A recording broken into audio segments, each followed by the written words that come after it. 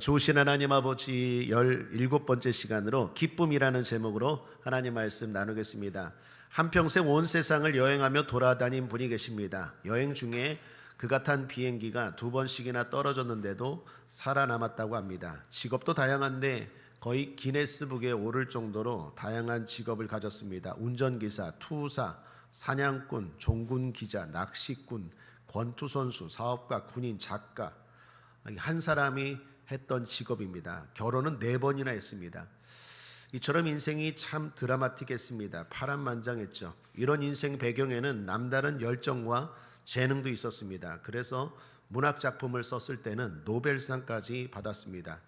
그러나 그의 인생 마지막은 허무했습니다. 나이 62세에 자신의 저택에서 자살로 생을 마무리했습니다. 이 사람 누구일까요? 노인과 바다, 누구를 위하여 종은 울리나, 이러한 많은 작품으로 유명한 작가 해밍웨이입니다. 그가 이토록 열심히 살았던 이유가 뭘까요? 그것은 기쁨이라고 합니다. 그는 기쁨을 찾아서 주거지를 계속 바꾸었고 수많은 여행을 했습니다. 그는 기쁨을 찾아서 직업도 이것도 해보고 저것도 해보고 여러 가지를 해봤습니다. 또한 기쁨을 찾아서 애인도 바꾸고 아내도 바꾸고 계속 바꿨습니다. 그리고 기쁨을 찾아서 수많은 향락을 즐겼습니다. 그러나 그런 열정적인 노력은 결국 허무함으로 돌아왔고 안타까움으로 생을 마무리하게 되었습니다. 오늘날도 사람들이 열심히 삽니다. 지나가는 사람들, 열심히 일하는 사람들에게 한번 물어보십시오. 왜 그렇게 열심히 삽니까? 그러면 아마 궁극적인 대답들은 다 똑같을 것입니다. 기쁘게 살기 위해서, 기쁨이라고 대답할 것입니다. 기쁘게 살기 위해서 어떤 사람은 혼자 살기도 하고, 기쁘게 살기 위해서 어떤 사람은 결혼하기도 합니다. 기쁘게 살기 위해서 이 직장 저 직장, 이 일 저 일을 하기도 합니다. 그런데 참된 기쁨을 누리는 사람이 많지 않은 것 같습니다. 아니, 거의 없는 것 같습니다. 그렇게 열심히 노력하며 산 사람들, 기쁨을 추구하면서 열정적으로 산 사람들이 오히려 그런 말 합니다. 내가 다 해봤어. 그런데 별거 없더라. 허무하더라. 어쩌면 이 푸념은 인생의 모든 숙명과도 같을 것입니다. 사랑하는 여러분, 그런 의미에서라도 우리는 예수님을 믿어야 합니다. 우리 예수님이 좋은 이유는 우리에게 근본적인 기쁨, 사라지지 않는 기쁨, 세상이 줄 수 없는 기쁨을 주님은 주시는 줄 믿습니다. 시편을 읽을 때마다 기쁨이 넘칩니다. 왜 그렇습니까? 시편에 있는 사람들은 하나같이 고난과 아픔과 슬픔 가운데서 우리 주님을 만나고 기쁨을 노래한 사람들입니다. 몇 구절만 소개하면 시편 4편 7절은 말합니다. 주께서 내 마음에 두신 기쁨은 저희의 곡식과 새 포도주의 풍성할 때보다 더하니이다. 우리가 뭔가 수입이 생기고 풍성해지면 기쁘죠. 그런데 주님이 주시는 기쁨은 그것과 비교할 수 없을 정도로 더하다라고 고백합니다. 시편 16편 11절에 주께서 생명의 길로 내게 보이시리니 주의 앞에는 기쁨이 충만하고 주의 우편에는 영원한 즐거움이 있나이다. 주님이 주시는 기쁨은 충만한 기쁨입니다. 부족함이 없는 기쁨입니다. 세상의 기쁨은 뭔가 부족합니다. 그러나 주님이 주시는 기쁨은 완벽한 기쁨입니다.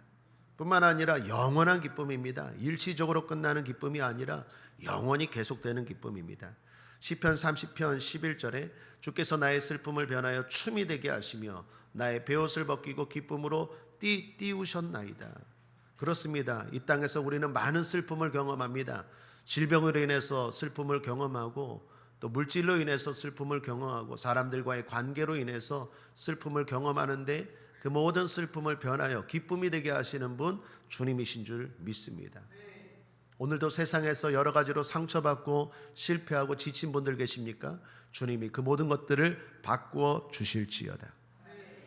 시편 45편 15절 기쁨과 즐거움으로 인도함을 받고 왕궁에 들어가리로다. 우리는 이 땅에서 기쁨으로 인도함을 받고 저 천국 왕국, 하늘나라 왕국, 하늘나라 도성에 들어갈 줄 믿습니다. 성탄의 계절입니다. 주님이 이 땅에 오신 근본적인 이유가 무엇입니까? 기쁨입니다. 누가복음 2장 10절 11절에 천사가 이르되 무서워 말라 보라 내가 온 백성에게 미칠 큰 기쁨의 좋은 소식을 너희에게 전하노라. 오늘날 다윗의 동네에 너희를 위하여 구주가 나셨으니 곧 그리스도 주시니라. 예수 그리스도가 이 땅에 오신 근본적인 이유는 기쁨입니다. 그냥 기쁨도 아니라 큰 기쁨입니다. 큰 기쁨을 주시기 위해서 그리스도가 이 땅에 오신 줄 믿습니다. 그러므로 신앙생활은 근본적으로 기쁨입니다. 죄를 지어도 기쁨입니다. 부족해도 기쁨입니다. 왜 그렇습니까? 주님이 그 모든 것들을 바꾸어 주시고 안아주시고 새롭게 하시고 영원한 기쁨으로 인도하시기 때문입니다. 구약 성경에서 예수님의 모델이 되는 인물이 있습니다. 바로 이삭이라는 인물입니다. 이삭이라는 뜻이 무슨 뜻입니까? 기쁨, 웃음이라는 뜻입니다. 아버지 아브라함과 어머니 사라가 100세가 되어서 노년에 아이를 낳지 못하는 그런 상황에서, 불가능한 상황에서 낳은 아들이죠. 하나님이 주신 아들이었습니다. 하나님이 주신다고 했는데 웃었어요. 비웃었어요. 어떻게 그게 가능할까? 그런데 하나님이 약속한 대로 진짜 아들을 주셨어요. 그래서 그 아들의 이름을 기쁨이라고 했어요. 사라가 그 아들을 얻고 이렇게 고백하죠. 창세기 21장 6절입니다. 사라가 가로되 하나님이 나로 웃게 하시니 듣는 자가 다 나와 함께 웃으리로다. 하나님이 나로 웃게 하시니, 하나님이 웃게 하신 아들이 이삭이고 구약의 이삭이 신약의 예수님이십니다. 이삭이 하나님 앞에 바쳐진 것처럼, 예수님이 골고다 십자가에서 바쳐진 것처럼, 이삭이 모리아산에서 바쳐진 것처럼 이삭은 신약의 예수님의 모델인데, 그 이삭이 어떤 존재입니까? 많은 사람들을 웃게 하는 존재래요. 불가능한 상황에서 웃게 하신 존재가 이삭이었습니다. 바로 예수님도 그런 줄 믿습니다. 불가능합니까? 이건 도저히 바뀔 수 없다고 생각합니까? 지금 우리 가정은, 지금 우리 사업장은 도저히 바꿀 수 없어, 불가능한 상황이라고 생각하십니까? 예수님이 그걸 웃게 하실 줄 믿습니다. 가능케 하시고 변화시키시고 새롭게 하심으로 웃게 하실 줄 믿습니다. 우리의 생각과 우리의 이치와 우리 예측을 뛰어넘어서 우리 주님은 우리에게 역사하시고 웃게 하시는 줄 믿습니다. 혹시 이 자리에 슬픈 분들, 성탄의 계절을 맞이해서 특별히 좋으신 하나님 시리즈 말씀을 통하여 여러분의 삶의 기쁨이 회복되기를 주님의 이름으로 거듭 축복합니다. 이사야서 55장 1절 2절에 너희 목마른 자들아 물러 나아오라, 돈 없는 자도 오라. 너희는 와서 사 먹되 돈 없이 값없이 와서 포도주와 젖을 사라. 너희가 어찌하여 양식 아닌 것을 위하여 은을 달아주며 배부르게 못할 것을 위하여 수고하느냐. 나를 청종하라. 그리하면 너희가 좋은 것을 먹을 것이며 너희 마음이 기름진 것으로 즐거움을 얻으리라. 오늘 주님 앞에 온 여러분들 값없이 주께서 주시는 즐거움을 얻게 되시기를, 얻고 가시기를 거듭 축복합니다. 오늘 성경 이야기는 예수님이 우리를 기쁘게 하시는 분임을 보여주는 중요한 사건입니다. 이야기는 이렇게 시작됩니다. 예수님이 가족과 제자들과 함께 가나의 결혼잔치에 참석하셨습니다. 당시 결혼잔치는 보통 7일 동안 이어졌습니다. 그런데 문제가 발생했어요. 잔치의 핵심인 포도주가 떨어진 것입니다. 당시 포도주는 두 가지의 개념입니다. 술이라는 개념이 있고 또 하나는 음료입니다. 사람들이 음료를 포도주를 독일에서는 맥주가 음료라고 그러죠. 그런 것처럼 음료입니다. 그러니 포도주가 떨어졌으니 잔치가 어떻게 되겠습니까? 기쁨이 사라질 수밖에 없죠.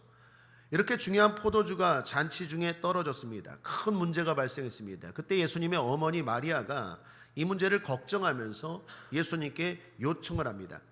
마리아가 이 문제를 자기 일처럼 걱정하는 걸 보면 이 결혼잔치가 아마도 친척집 잔치였던 것 같습니다.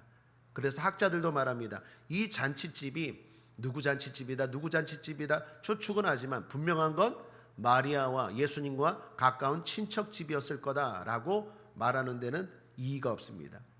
또 하나, 마리아가 왜 이 포도주가 떨어진 걸 걱정했을까요? 당시 관습 때문입니다.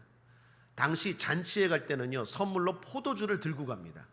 포도주를 들고 가는데 예수님과 어머니 마리아와 가족들과 제자들 한 무리가 갔어요. 한 10몇 명이 갔어요. 그런데 포도주 갖고 갔습니까?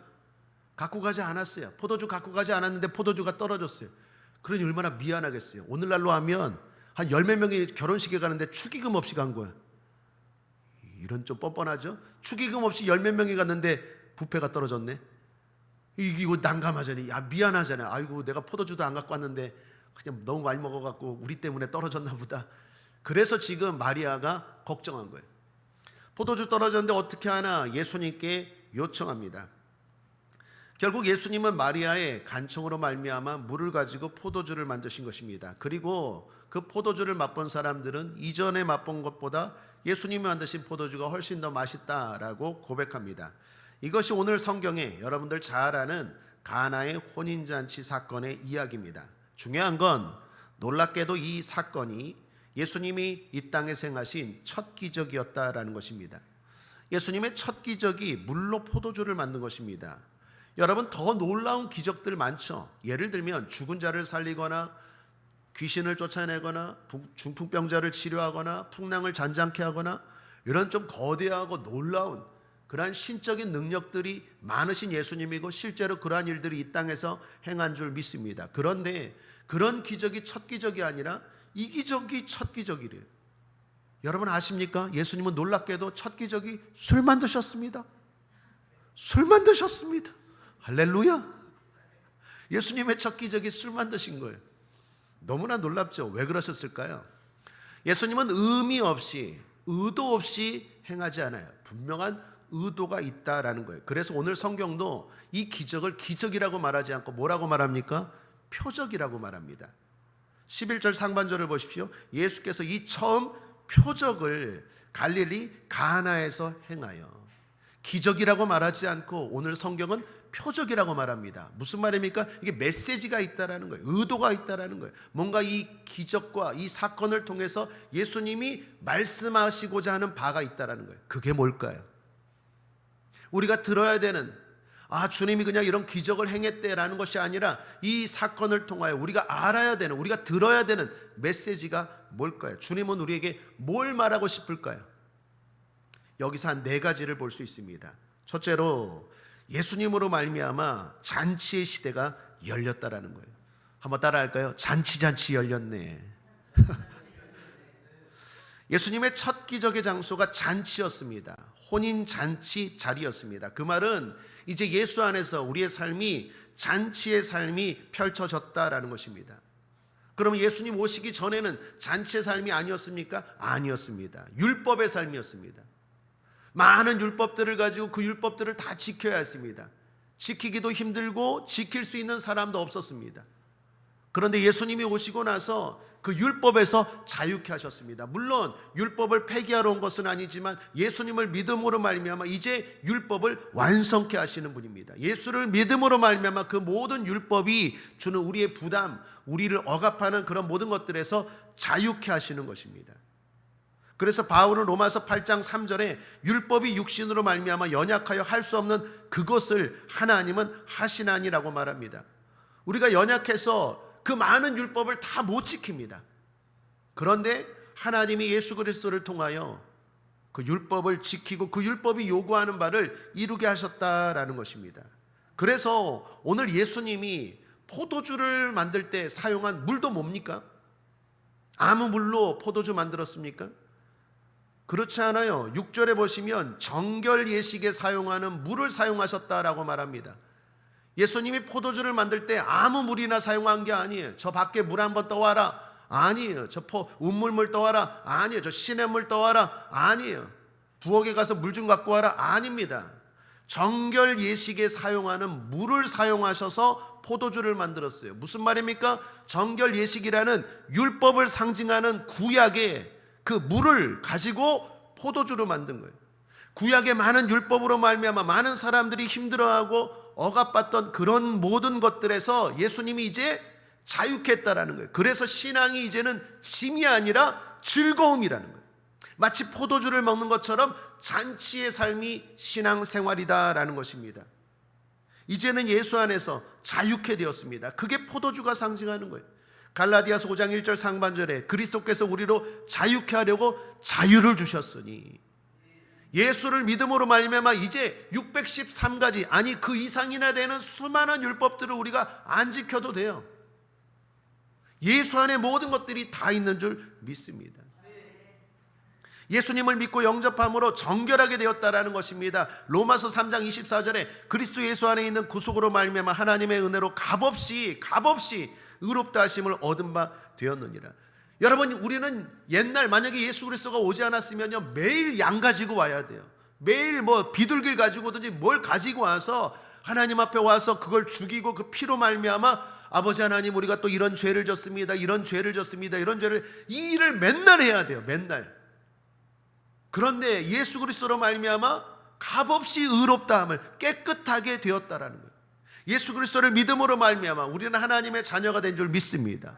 의로워진 줄 믿습니다. 용서받은 죄인이 된 줄 믿습니다.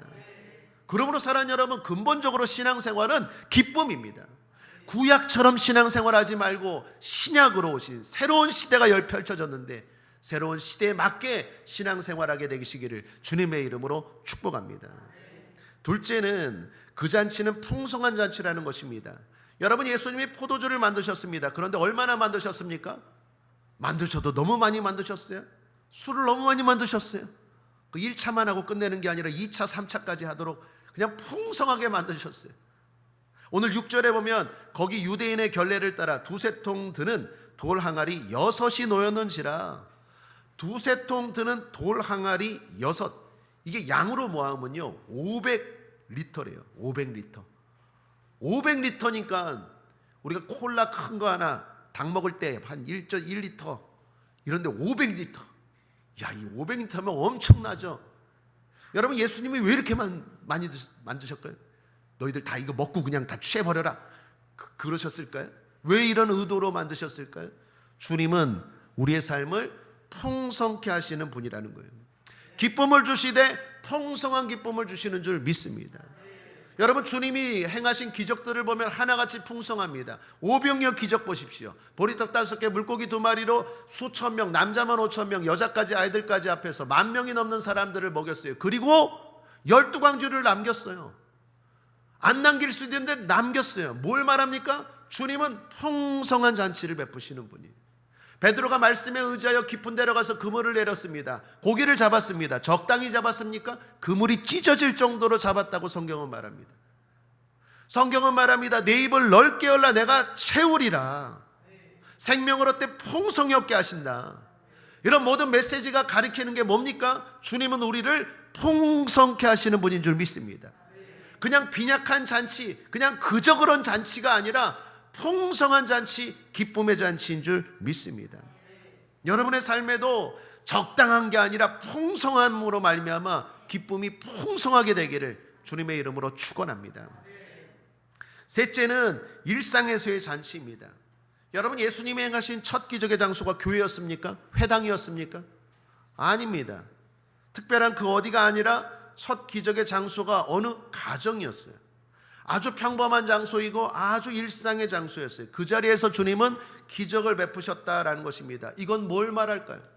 주님이 우리에게 말씀하시는 메시지가 뭡니까? 기적은 항상 교회에서만 일어난다? 아니에요. 기적은 우리의 삶 속에서 일어나야 돼요. 내 가정에서 일어나야 되고, 내 직장에서 일어나야 되고, 내 사업장에서 일어나야 되고, 그냥 평범하게 우리가 살아가는 일상 속에서 기적이 일어나야 돼요. 우리는 주일날 주님 앞에 와서 믿음이 생겨야 됩니다. 말씀을 들어야 믿음이 생깁니다. 기도해야 믿음이 생겨요. 성령으로 충만해야 믿음이 생기는 줄 믿습니다. 그 믿음을 가지고 기적은 어디서 맛봅니까? 여러분 일상에서 맛보셔야 돼요. 물론 교회에서도 기적이 일어납니다. 그런데 진짜 기적이 일어나야 될 장소는 여러분의 삶 아니겠습니까? 여러분 삶 속에 슬픔이 있고 여러분 삶 속에 걱정과 문제거리가 있지 않습니까? 그러한 속에서 주님은 오늘도 기적을 베풀어 주시는 줄 믿습니다.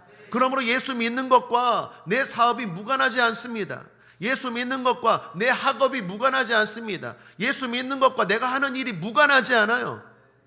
예수님은 목수이지만 어부인 베드로에게 지시한 것처럼 여러분 예수님이 하는 모든 일들이 우리와 무관하지 않아요. 예배드리는 게, 기도하는 게, 예수를 믿는 게, 하나님 말씀대로 살아가는 게 내가 지금 하는 일과 무관하지 않다라는 거예요. 그 모든 것들을 해결하시고 그 모든 것들을 기쁨으로 바꾸실 수 있는 분이 예수님인 줄 믿습니다. 그러므로 축복합니다. 오늘 예배 잘 드리시고 여러분의 일상에서 잔치를 맛보시길 바랍니다. 기적을 맛보시길 바랍니다. 기대하고 기도하고 기적을 바라보며 나아가는 오늘 이 아침 되기를 거듭 주님의 이름으로 축복합니다. 마지막 하나 더 한다면 계속되는 잔치입니다. 여러분 잔치 자리에 있는 모든 사람들이 포도주를 맛보았습니다. 이전에 준비한 사람들이 준비한 것보다 훨씬 더 맛있다라고 이구동성으로 말합니다. 그러나 중요한 건 그들이 모든 것 사람들이 이걸 경험하고도 이것이 어디서 난 것인지는 알지 못했다라고 말해요. 그들의 경험은 한 번으로 끝나버렸다라는 거예요. 예수님이 만드신 포도주를 맛봤어요. 신기하게 맛있어요. 그런데 그 경험은 한 번으로 끝났어요. 왜요? 누가 만든지를 몰라요. 이게 어디서 난 거냐? 몰라요. 그냥 주인이 딴 데 쟁여놨다 준비했다가 꺼냈나 보다, 그냥 이런 정도로 추측이에요. 그런데 반면에 제자들은 어떻습니까? 제자들은 이 기적이 어디서 나온 기적인지 알아요. 주님이 베푸신 기적인 거 압니다. 주님과 함께 했기 때문에 압니다. 주님이 어떻게 만드셨는지 봤기 때문에 알아요. 그래서 제자들은 이렇게 말합니다. 오늘 11절입니다. 예수께서 이 처음 표적을 갈릴리 가나에서 행하여 그 영광을 나타내심에 제자들이 그를 믿으니라. 한번 따라하겠습니다. 제자들이 주를 믿으니라. 여러분, 믿음이 자라가야 돼요. 믿음이 자라가야 돼요. 주님은 오늘도 우리 일상 가운데서 많은 기적을 행하십니다. 사람들은 말합니다. 우연이겠지, 우연이겠지. 재수가 좋아서 그렇겠지. 여러분, 믿음의 사람들은 그렇게 보면 안 돼요. 주께서 행하신 일인 줄 믿습니다. 사람들은 우연이겠지, 그냥 재수가 좋아서 그런 거겠지, 그냥 어쩌다가 그렇게 된 거겠지 라고 말하지만 성도들은 그렇게 말하면 안 돼요. 주님이 행하신 줄 믿습니다. 그리고 어떻게 해야 됩니까? 믿음이 자라가야 돼요. 왜요? 계속되는 잔치를 맛보기 위해서. 여기 포도주는 다 맛봤습니다. 그러나 제자들과 다른 사람의 차이가 뭡니까? 그들은 그냥 한 번 맛보고 끝나버렸어요. 일회성으로 끝나버렸어요. 이례적인 경험으로 끝나버렸어요. 그러나 제자들은 그 경험을 통해서 믿음이 생겼고, 믿음으로 말미암아 저 천국 잔치까지 계속되는 잔치의 삶이 이어진 줄 믿습니다. 이것이 중요해요. 여러분의 삶에 기적이 일어나길 바랍니다. 그 기적으로 말미암아 풍성한 기쁨을 맛보시길 바랍니다. 그런데 거기서 끝나버리면 안 돼요. 믿음이 자라가야 돼요. 믿음이 자라가야 그 잔치는 계속되는 것입니다. 복에 복을 더하시고 지경에 지경을 넓히시는 풍성한 잔치를 맛보길 원한다면 날마다 그 기적을 통하여 믿음이 자라가시길 바랍니다. 작년보다 올해보다 내년에는 여러분의 믿음이 더욱더 충만하게, 굳건하게, 든든하게 자라가시기를 거듭 주님의 이름으로 축복합니다. 이처럼 주님으로 말미암아 기쁨의 시대가 열렸습니다. 이 기쁨은 주님만이 주실 수 있는 기쁨입니다. 사실 11절을 다시 보시면 예수께서 이 처음 표적을 이라고 말하는데, 여기 처음이라는 헬라어 단어가 뿌로토스라는 단어가 아닙니다. 보통 처음이라는 말은 뿌로토스라는 말을 씁니다. 그런데 오늘 여기서 사용한 처음이라는 단어는 아르케라는 단어예요. 아르케. 요한복음의 요한이 의도적으로 이 처음이라는 단어를 다른 단어를 썼어요. 아르케.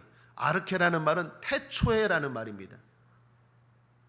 요한이 왜 이 단어를 썼을까요? 예수님이 주시는 기쁨은 사람들, 세상이 주는 기쁨과 다른 태초에 에덴 동산을 주셨던 그 기쁨, 완전히 다른 그 기쁨이라는 거예요. 여러분, 포도주라고 다 똑같은 포도주가 아니에요. 물질이라고 다 똑같은 물질이 아니에요. 문제가 해결되었다고 다 똑같이 문제 해결이 아니에요. 사업이 잘 됐다고 똑같이 다 사업이 잘 된 게 아니에요. 사람들이 노력해서 사업이 잘 될 수 있지만 주님이 주시는 사업이 잘 되는 기쁨은 완전히 다른 아르케예요. 아르케. 차원이 다른 기쁨이. 세상 사람들이 돈은 많이 벌다가 건강 잃어버리는 사람들이 있습니다. 돈 쫓다가 가정이 파괴되는 사람들도 있어요. 그러나 주님이 주시는 기쁨은 완벽한 기쁨이고 충만한 기쁨이고 차원이 다른 기쁨인 줄 믿습니다. 그 기쁨을 사모하시고 더 나아가 그 기쁨을 맛보시고 더 나아가 그 기쁨으로 말미암아 믿음이 계속해서 자라가기를 주님의 이름으로 거듭 축복합니다. 자, 그렇다면 이 기쁨을 어떻게 맛볼 수 있을까요? 한 가지만 강조드립니다. 그것은 간청입니다. 요청을 넘어 간청입니다. 여러분은 이 가나의 혼인잔치의 기적사건, 예수님의 이 첫 기적에서 우리가 꼭 놓치지 말아야 될 중요한 인물이 있습니다. 그 인물이 바로 마리아입니다. 예수님의 이 처음 기적, 첫 표적은 마리아의 요청에서 시작된 거예요. 마리아가 처음 주님께 요구했죠. 3절을 보십시오. 포도주가 모자란시라. 예수의 어머니가 예수에게 이르되 저희에게 포도주가 없다 하니. 포도주가 없다고 마리아가 요청했어요. 그때 예수님이 어떻게 하셨습니까? 거절하셨어요. 때를 말씀하시면서 거절하셨어요. 4절 하반절에 내 때가 아직 이르지 못하였나이다. 내 때라는 건 무슨 말일까요? 어머니, 내가 공생의 시작이 아직 이르지 않았다. 하나님의 일을 공식적으로 할 때가 이르지 않았다라고 분명하게 예수님은 거절을 말씀하셨어요. 그럼에도 불구하고 마리아는 어떻게 합니까? 5절을 보십시오. 그 어머니가 하인들에게 이르되 너희에게 무슨 말씀을 하시든지 그대로 하라 하니라. 마리아가 밀고 나가요. 여러분, 마리아는 처음에 요청했습니다. 그게 3절입니다. 주님이 때를 언급하면서 거절했어요. 그게 4절입니다. 그럼에도 마리아는 어떻게 합니까? 간청한 거예요. 그게 5절이에요. 여러분, 요청을 넘어 간청하셔야 돼요. 우리가 주님 앞에 요청을 할 때 주님이 그래 그리고 응답하실 때도 있지만 때로는요, 아니요, 거의 대부분 기도하다 보면 장애를 만나요. 방해를 만나요. 벽을 만나요. 넘어야 되는 힘이 필요해요. 그게 뭡니까? 간청이. 그래서 주님 뭐라고 말합니까? 구하라 그러면 너에게 주실 것이요, 찾으라 그러면 찾을 것이요, 문을 두드리라 그러면 너에게 열릴 것이니. 구하다가 안 되면 어떻게 해요? 찾아야 돼요. 구하다가 요청이라면 찾는 건 뭡니까? 간청이. 요청을 넘어 간청을 하셔야 돼요. 조금 해보다가 안 된다고 포기하면 안 돼요. 주님이 분명히 거절을 말씀하셨습니다. 그럼에도 불구하고 마리아가 간청하니까 행동은 들어주셨어요. 오늘날 많은 사람들이 부족의 문제가 생겨도 하나님 앞에 간청하지 않아요. 뭐가 부족합니다. 건강이 부족하고 물질이 부족합니다. 부족하다고 하는 사람들, 부족하다고 말하는 사람들, 요즘 기쁨이 없다고, 요즘 내 삶이 잔치가 아니라고 말하는 사람들이 많은데 주님 앞에 요청은 하지 않아요. 기도는 점점 더 사라져가요. 기도는 점점 더 식어져가요. 분명히 부족하다고 말하면서 기도는 안 해요. 기도를 안 할 뿐만 아니라 하는 사람들도 좀 하다가 포기해버려요. 이게 오늘날의 문제예요. 사랑하는 여러분, 간청하십시오. 마리아처럼 간청하십시오. 부족하다고 말하지 말고 간청하십시오. 건강이 부족합니까? 간청하십시오. 물질이 부족합니까? 간청하십시오. 내 삶의 신앙생활이 기쁨이 되지 못하고 요즘 자꾸 잔치의 삶이 되지 못하고 일상생활에서 자꾸 문제가 생깁니까? 주님 앞에 간청하시길 바랍니다. 이전처럼 간청하시길 바랍니다. 마리아가 처음에 주님께 요청했을 때 주님은 때를 이야기했어요. 아직 내 때가 아니다. 그러면서 마리아의 요청을 거절하셨습니다. 그럼에도 불구하고 행동은 기적을 베푸시고. 왜요? 마리아의 간청 때문에. 여러분, 마리아의 간청이 예수님의 때를 이루게 한 거예요. 많은 사람들이 이런 얘기를 해요. 하나님의 때에 어떻게 되겠지? 여러분, 하나님의 때가 언젠데요? 하나님의 때가 언젠데요? 기도하는 사람은 그때가 지금인 줄 믿습니다. 하나님의 때에 우리 자녀 변화되겠지요. 하나님의 때에 뭐가 잘 되겠지요. 하나님의 때에 하나님이 뭐 응답하시겠지요. 지금은 교회 안 나오지만 우리 자녀들 다 예수는 속으로 믿고 있어요. 하나님의 때에 하나님이 변화시키겠지요. 하나님의 때가 언젠데요? 그때가 오기 전에 죽으면 어떡하려고요? 그때가 오기 전에 주님 오시면 어떡하려고요? 기도하는 사람은 그때가 지금인 줄 믿습니다. 기도하면 하나님의 때가 지금으로 바뀌어요. 마리아가 여기서 예수님이 내 때가 아직 이르지 아니하였나이다 정중하게 거절했어요. 예수님이. 그때 마리아가 아멘. 그러면 주님의 때에 포도주 만들어 주세요. 그러면 잔치는 어떻게 해요? 끝나버리는데?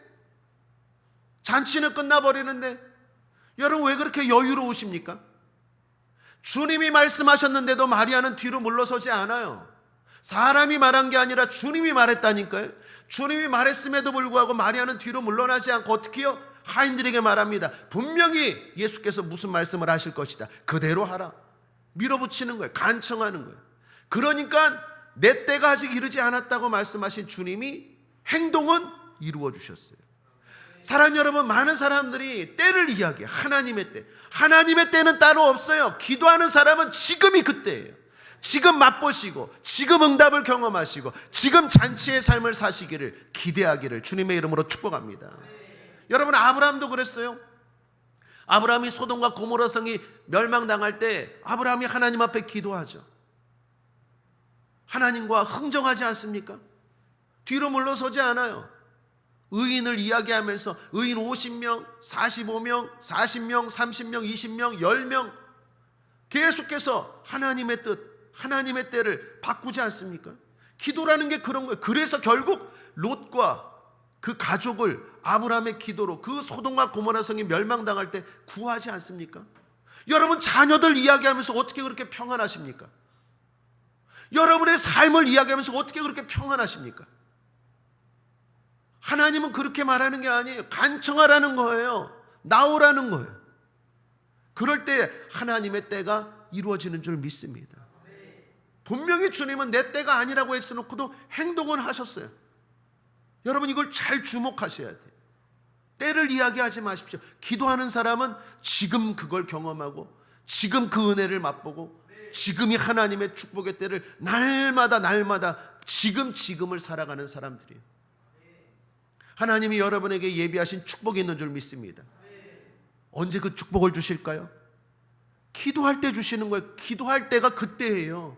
여러분의 사업이 잘 될 줄 믿습니다. 언제요? 언제? 경기가 좋아지면? 조금 유명해지면? 홍보 잘하면? 내가 지금 기도하는 그때가 응답의 때고 기적의 때고 기쁨의 때예요. 기도하는 사람은 항상 하나님의 때가 지금인 줄 믿습니다. 그러므로 그 잔치를 지금 경험하시길 바랍니다. 여러분, 모세도 마찬가지입니다. 이스라엘 백성들이 금송아지를 섬겨서 하나님이 화가 나셨습니다. 다 쓸어버리겠다고 말씀합니다. 모세가 뭐라고 말합니까? 그렇게 하십시오. 주 뜻대로 되기를 원하나이다. 그렇게 말합니까? 아니요. 뒤로 물러서지 않아요. 그 하나님의 음성을 듣고도 뒤로 물러서지 않아요. 하나님의 마음을 알기 때문에 그래요. 내 생명을 생명책에서 제하실지라도 그렇게 하면 안 됩니다 하고 물러서지 않으니까 하나님이 어떻게 해요? 마지못한 척하면서 뜻을 돌이키고 이스라엘 백성들을 살려요.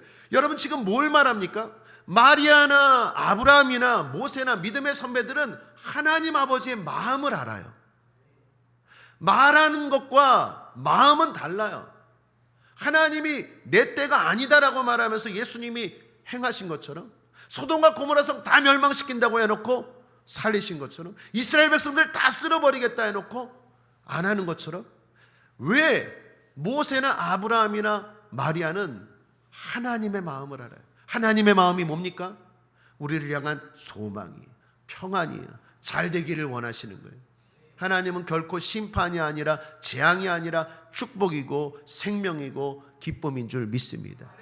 그 하나님의 마음을 아시고 어떤 소리를 들어도, 어떤 거절을 당해도, 어떤 방해가 있어도 뒤로 물러가면 안 돼요. 그게 간청이에요. 그게 간청이에요. 좀 요청하다가 안 된다고 매너가 아니에요. 매너가 아니에요. 사람에게는 그게 매너이겠지만 하나님에게는 그게 매너가 아니에요. 요청하다가 안 된다고 뒤로 물러서지 마십시오. 간청하십시오. 그러면 주님은 그걸 믿음으로 보시고 응답하실 줄 믿습니다. 수르보니 여인도 마찬가지입니다. 딸이 귀신 들렸습니다. 딸이 귀신 들렸는데 뭐가 지금 눈에 들어오겠습니까? 사랑하는 딸인데 그 딸을 위해서 주님 앞에 나아갈 때 개취급당했습니다. 그럼에도 불구하고 수르보니 여인이 간청하니까 주님이 뭐라고 말합니까? 딸아, 내 믿음이 네 딸을 구원했다고 말하지 않아요. 여러분, 주님이 말씀하시는 걸 고지곳대로 보면 안 돼요. 돌아가는 상황, 환경을 고지곳대로 보면 안 돼요. 주님은 우리에게 간청하는 믿음을 보길 원하세요. 마리아가 그 간청 때문에 예수님의 첫 기적이 가나의 혼인잔치가 되었고, 그리고 그 기적의 주인공이 되었다라는 것입니다. 찬송가 487장 1절에 주께 고함 없는 거로 복을 얻지 못하네 사람들이 어찌하여 아랠 줄을 모를까? 사람들이 어찌하여 아랠 줄을 모를까? 여러분 왜 아랠 줄 모르십니까? 아뢰면 주님은 지금도 주십니다. 주님 말씀하십니다. 함께 읽어볼까요? 요한복음 16장 24절 시작. 지금까지는 너희가 내 이름으로 아무것도 구하지 아니하였으나 구하라 그리하면 받으리니 너희가 기쁨이 충만하리라. 여러분 이 말씀이 혹시 마음에 찔리지 않습니까? 지금까지는 너희가 내 이름으로 아무것도 구하지 아니하였으나 왜 안 구하십니까? 지금까지 왜 안 구하십니까? 하나님이 알아서 하시겠지. 뭘 알아서 하시겠습니까? 내가 지금 기도해야 그때가 지금 이루어지지. 왜 안 구하십니까? 안 구하셨다면 지금이라도 구하시길 바랍니다. 부족의 문제를 그냥 내버려 두지 마십시오. 뭐가 떨어졌습니까? 물질이 떨어졌습니까? 그냥 내버려 두지 마십시오. 주님은 그냥 그렇게 살아라, 그냥 그렇게 가난하게 살고 그렇게 아프게 살고 그렇게 너만 그냥 신앙생활하면서 살고 그렇게 살아라 말하지 않아요. 왜 부족의 문제를 그냥 두십니까? 구하십시오. 구해보셨다고요? 간청은 해보셨어요? 좀 하다가 이 핑계 저 핑계 대면서 뒤로 물러가진 않았습니까? 사랑하는 여러분, 마리아처럼 간청하실 때 주께서 우리의 기쁨을 충만케 하여 주실 줄 믿습니다. 2023년도가 다가기 전에 여러분의 부족의 문제가 해결되길 바랍니다. 또한 해결될 줄 믿습니다. 오늘 마음을 다짐하십시오. 오늘 마음을 결심하십시오. 뒤로 물러가지 않겠다고. 내가 조금 요청하다가 포기하지 않겠다고. 내가 간청하겠다고. 마리아처럼 내가 간청해서 하나님의 때를 오늘로 바꾸겠다고. 하나님의 축복의 때를, 하나님의 변화의 때를, 하나님이 우리 가정을 새롭게 하는 때를 오늘로 바꾸겠다고. 오늘 은혜 받고 오늘 구원 받겠다고. 항상 은혜의 때는 지금입니다. 항상 구원의 때는 지금이에요. 복 받는 신앙은 항상 지금 신앙이에요. 나중에 아니에요. 그 믿음이 없다는 얘기예요. 간청하면 주님은 지금 그 모든 것들을 이루어 주실 줄 믿습니다. 끝으로 요한일서 5장 14, 15절 함께 읽겠습니다. 시작. 그를 향하여 우리의 가진 바 담대한 것이 이것이니 그의 뜻대로 무엇을 구하면 들으심이라. 우리가 무엇이든지 구하는 바를 들으시는 줄 안즉 우리가 그에게 구한 그것을 얻은 줄 또한 아느니라. 한번 따라하겠습니다. 아느니라. 사랑하는 여러분, 아십시오. 알고 신앙생활 하십시오. 하나님의 마음이 어떤지, 기도가 어떻게 해야 되는지, 하나님은 요청을 넘어 간청하는 자에게 반드시 주신다라는 것을 알고 신앙생활 하심으로 말미암아 부족의 문제를 그냥 내버려 두지 말고 하나님 앞에 응답받고 기쁨으로 잔치의 삶을 살아가는 여러분의 신앙생활 되길 바랍니다. 여러분의 일상생활 되길 바랍니다. 그래서 여러분이 가는 곳곳들마다, 오늘 예배드리고 가는 곳곳들마다 잔치가 가정에서, 사업장에서, 직장에서, 친구들과 만나면서 계속해서 잔치의 삶이 펼쳐지기를 거듭 주님의 이름으로 축복합니다. 구하십시오. 내일부터 새벽기도 시작됩니다. 2주 동안 시작됩니다. 다 도전하시길 바랍니다. 부족하다고 말만 하지 말고, 나만 괴롭히지 말고, 여러분들이 나오셔서 하나님 앞에 나 이게 부족해요, 나 이게 부족해요 간청하시길 바랍니다. 2023년도 마지막 5일, 2023년도 첫 5일 10일 하나님 앞에 드리고 간청할 때 제가 분명히 믿습니다. 분명히 약속드립니다. 여러분 삶에 잔치가 펼쳐질 것입니다. 말씀을 정리합니다. 좋으신 하나님 17번째 시간으로 기쁨이라는 제목으로 은혜를 나누었습니다. 하나님이 좋으신 이유는 우리에게 기쁨을 주신다는 것입니다. 그 기쁨은 세상이 줄 수 없는 기쁨입니다. 그 기쁨으로 주님은 우리의 삶이 잔치의 삶이 되기를 원하십니다. 그 잔치는 풍성한 잔치입니다. 일상에서의 잔치입니다. 계속되는 잔치입니다. 그 잔치의 삶을 누리기 위해 마리아처럼 요청합시다. 부족의 문제를 그냥 두지 말고 주님께 요청합시다. 요청할 때 기억해야 하는 건 반대와 장애를 만날 것이라는 사실입니다. 그럼에도 주님의 마음과 뜻을 알고 포기하지 말고 간청합시다. 요청을 넘어 간청할 때 주님은 분명 우리의 삶에 큰 잔치를 베풀어 주실 것입니다. 그 잔치가 천국 잔치로 이어지도록 계속 믿음으로 기도하며 나아갑시다. 예수 승님, 기도하겠습니다. 좋으신 하나님 아버지, 오늘도 우리의 부족의 문제를 가지고, 우리 사랑하는 성도들의 부족의 문제를 가지고, 이 나라 이 민족의 부족의 문제를 가지고, 우리 교회 부족의 문제를 가지고 주님 앞에 나아갑니다. 요청합니다. 요청을 넘어 간청합니다. 주님이 지금 응답해 주실 줄 믿습니다. 주님이 오늘 응답해 주실 줄 믿습니다. 감사드리며 예수님의 이름으로 축복하고 기도했습니다.